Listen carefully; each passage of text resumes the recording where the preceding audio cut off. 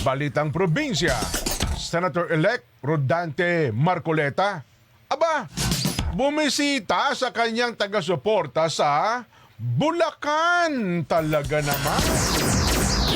Para naman sa balitang probinsya, si Senator-elect Rodante Marcoleta bumisita sa kanyang mga taga-suporta sa Bulacan. Mga lokal na opisyal mula sa iba't ibang bayan at tungsod dumating din para batiin ang senador. Si Nori Fidel para sa detalye. Labis ang kagalakan ng mga taga-suporta ng bagong halal na Senador Rodante Marcoleta nang dumating sa lalawigan ng Bulacan para magpasalamat sa ibinigay nilang suporta nitong nakarang halalan na dinaluhan ng ilang local officials mula sa iba't ibang bayan. Sa kanyang maikling talumpati, muli niyang sinabi na haharapin niya at ipaglalaban ang ukol sa mataas na presyo ng mga pangunahing bilihin, partikular na ang presyo ng bigas, maging ang ukol sa mataas na singil ng kuryente kung saan lahat ng kumukonsumo ng 2,000 pababa ay dapat libre, kapalit sa 5 ayuda na ibinibigay ng gobyerno na pinagmumulan lang niya ng korupsyon. At dapat po na nabiyayaan mo 27 billion na mahirap na Pilipino. 27. Hindi dapat po bago. Ilan na nabigyan? Wala pa pong 10%. Anong ibig sabihin nun? Corruption. 30% ng pera ng Pilipino na pupunta sa corruption. 194 billion, halos 2 billion. Magkano ang budget mo? 6.325. Yun ang 30%. Yun ang corruption.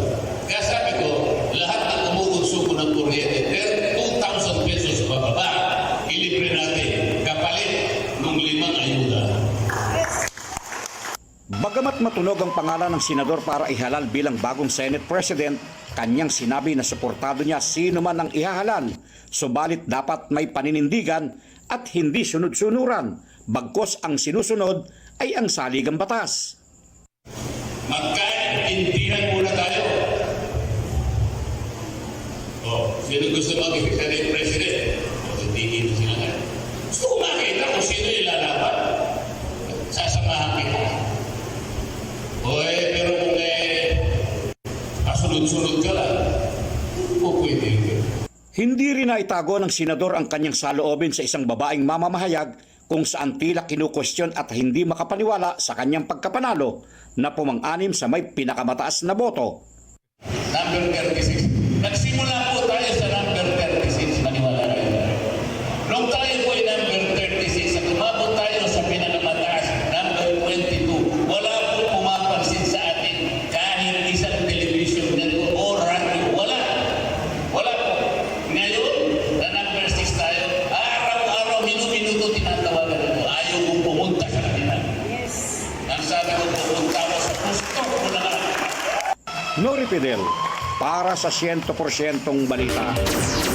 Dito na tayo sa kompleto, 100%. Pumunta pala, Bustos, Bulacan, ano? Bustos. Ayun, oo. Daming taga-suporta ni Kadante. No? Gusto pumunta rin sa amin eh. Oo. Sa Ay, inyo saan ba? ba?